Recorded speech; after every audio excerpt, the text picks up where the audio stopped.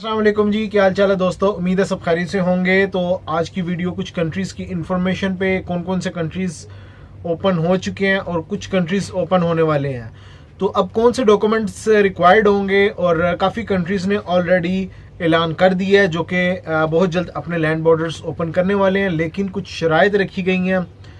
Friends, मैं एक चीज़ बता दूं कि अभी जैसा कि जनवरी है, तो बहुत सारे लोग मुझसे क्या पूछ रहे हैं कि शेंजन ओपन हुआ या नहीं हुआ, हम अप्लाई कर सकते हैं या नहीं कर सकते हैं।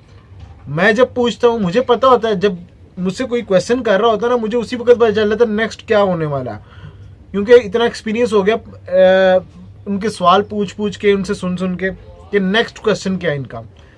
मैं उल्टा जब क्वेश्चन करता हूँ, क्या आपके पास बैंक स्टेटमेंट है, क्या आपके पास ये चीज़ें हैं, आगे से रिप्लाई आता नहीं, वो तो नहीं है। पूछो भी मत कब वो आप लैंड बॉर्डर्स ओपन हो रहे हैं। मैंने काफ़ी वीडियोस के अंदर बताया कि भाई ये जो टाइम है ना, बड़ा अच्छा टाइम चल रहा है। अपनी ट्रैवल हिस्ट्री तो अगर आपकी नहीं है, बैंक स्टेटमेंट बनाने का, क्योंकि जैसी एम्बेसीज ओपन होंगी उसके बाद इतना रश हो जाएगा एम्बेसीज में। ऐसे ऐसे केस जो बिल्कुल फ्रेशर हैं, कहीं नहीं गए, उनका भी जक लगेंगे, उनको भी बड़ी आसानी से वीज़ा मिलेंगे। लेकिन बेस्ट मैंने बताया कि आपके पास ट्रैवल हिस्ट्री अगर नहीं तो बैंक स्टेटमेंट ज़रूर होनी चाहिए प्रॉपर तरीके से। अगर अभी तक कुछ नहीं किया हुआ, कोई मसला नहीं है, ये भी समझ लो कि लास्ट चांस आपके पास अभी भी है, इसको अवेल कर लो। जनवरी है, अप्रैल तक काफ़ी एम्बेसीज ने ऐलान किया हुआ ओपन करने के अपने लैंड बॉर्डर्स। तो यानी कि कितना आपके पास 3 महीने का फिर भी टाइम है, फरवरी मार्च अप्रैल, 3 मंथ्स का आपके पास टाइम है। सर कैसे हैं आप? ठीक ठाक अगर आप अभी अपनी बैंक स्टेटमेंट बना लेते हो दोस्तों, तो 3 महीने में आपके पास काफ़ी हद तक चांस होंगे कि भाई आप अप्लाई कर सको। कुछ कंट्रीज 3 मंथ्स के लिए बैंक स्टेटमेंट देते हैं, कुछ 6 मंथ के लिए। एक तो होगी बैंक स्टेटमेंट, और नेक्स्ट जो मेन डॉक्यूमेंट आ रहा है ना, वो भी मैं आपको दिखाता हूँ। जो मेन डॉक्यूमेंट है वो उन्होंने कोरोना वैक्सीन लाजिम करार दे दिया। उसके बगैर आप अप्लाई नहीं कर सको, जा नहीं सकते उस कंट्री में। जैसे कि आइसलैंड ने, अभी मैं बताता हूँ कौन कौन से कंट्रीज ने ऐलान किया। सबसे पहले मैं दिखा दूँ, ये देखें, ये वैक्सीन ये मैंने लगवा ली है, मुझे कार्ड मिला वैक्सीन का ना, ये देखें। ये मैंने फर्स्ट जो मैंने इसकी डोज ली थी वो 3 जनवरी को ली थी, और सेकंड डोज मेरी 24 जनवरी की थी, यानी कि मेरी 2 डोज हो गई ख़त्म। अब उसके बाद मुझे ये कार्ड मिल गया वैक्सीन का। इसके बाद क्या करना होता है वही मैं आपको बता देता हूँ। अच्छा, ये कार्ड है वैक्सीन का। इसके बाद एक पेपर मिलता है वैक्सीन का, उसके ऊपर वीज़ा आप अप्लाई कर सकते हो या जा सकोगे। वो कैसे करना, एक एप्लीकेशन डाउनलोड करनी पड़ेगी जब आपने डोज ले लेनी है, वैक्सीन लगवा लेनी है। उसके बाद आपने सेहा की वेबसाइट ओपन करनी है। ये यूएई में, पाकिस्तान में तो अभी आई नहीं ना वैक्सीन, सुना कि आ गई, अभी कोई लगने का अमल स्टार्ट नहीं हुआ, मेरे ख्याल में अभी नहीं हुआ।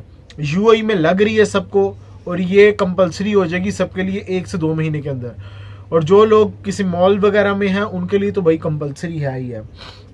अब आपने क्या करना है दोस्तों, आपने अपनी ट्रैवल हिस्ट्री तो बनानी है। आपने शेंजन जाना, अमेरिका, कनाडा, कहीं पे भी जाना है, तो अभी अच्छा टाइम है कि आप वैक्सीन लगवा लो, क्योंकि जब आपने एम्बेसीज ओपन होंगी, फिर आपने एम्बेसीज की तरफ दौड़ना है। वैक्सीन नहीं होगी, उसके बगैर वो जाने नहीं देंगे, तो फिर फ़ायदा, फिर आपने वैक्सीन की तरफ जाना। 1 महीने का ये टाइम ड्यूरेशन लग जाता है वैक्सीन लगवाने को। आज मैंने 3 को करवाई थी वैक्सीन, फर्स्ट, सेकंड 24 को, यानी कि मेरा एक पूरा महीना चला गया था।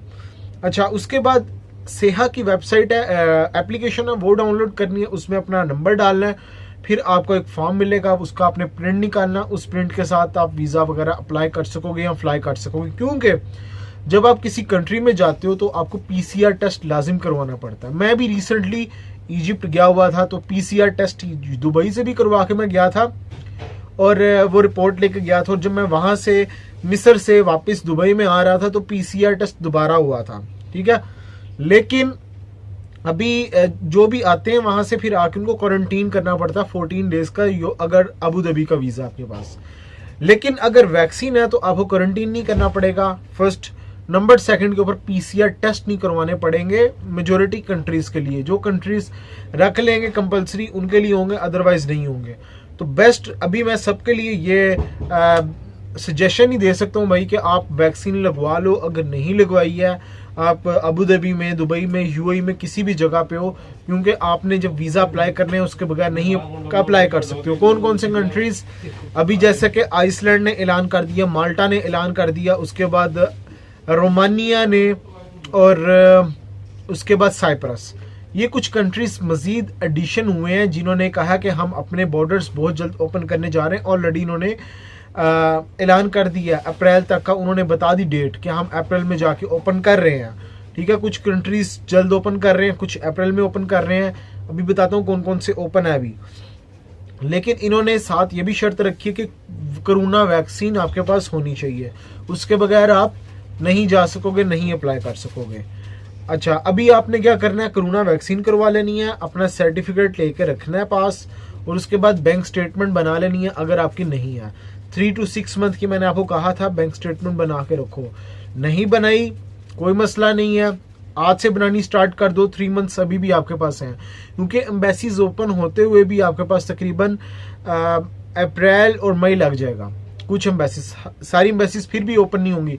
रही बात जापान एम्बेसी की, बहुत सारी फेक न्यूज़ है। बड़े यूट्यूबर्स, भाई मुझे तो हैरानगी हो रही है, बड़े बड़े यूट्यूबर्स इतनी बड़ी मिस्टेक कर रहे हैं। मैं एक यूट्यूबर को सुन रहा था, मैं नाम नहीं लेना चाहता हूँ, क्या बता रहा है जी, जापान ने सी कैटेगरी के वीज़ा ओपन कर दिए। मुझे बड़ी एक तो हैरानगी भी हुई कि भाई मैं खुद होके आया, मेरे पास वीज़ा है, टूरिस्ट वीज़ा कौन सा सी कैटेगरी का होता है जापान का। मोस्टली कंट्रीज होते हैं वो सी कैटेगरीज के उनके वीज़ा होते हैं, लेकिन जापान का तो वी कैटेगरी वीज़ा होता है, सी कैटेगरी तो वीज़ा ही नहीं है उनका। तो उसने कौन सा सी कैटेगरी वीज़ा बता दिया, और कोई जापान ओपन नहीं हुआ। मैं बता दूं, पूरी दुनिया में सारी एम्बेसीज ओपन हो जाएंगी, जापान एम्बेसी सबसे लास्ट में ओपन होगी।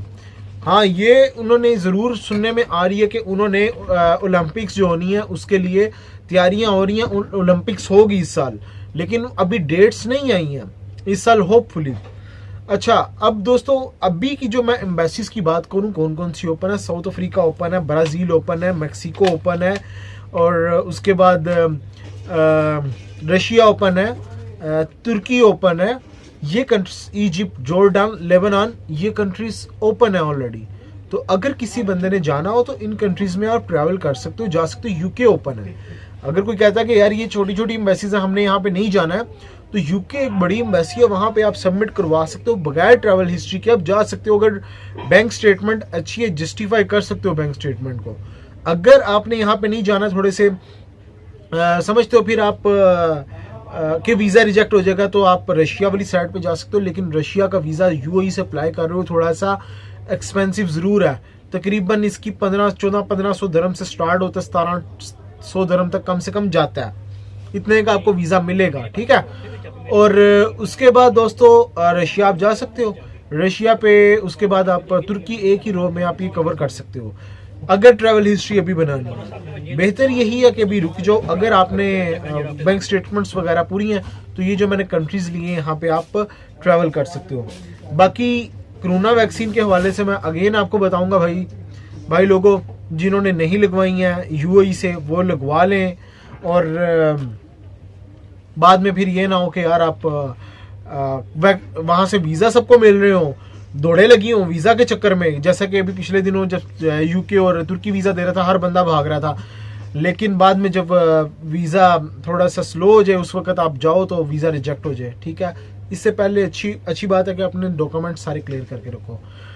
दोस्तों नेक्स्ट वीडियो में मिलेंगे नए टॉपिक के साथ। ख्याल रखें अपना, टेक केयर, अल्लाह हाफिज़।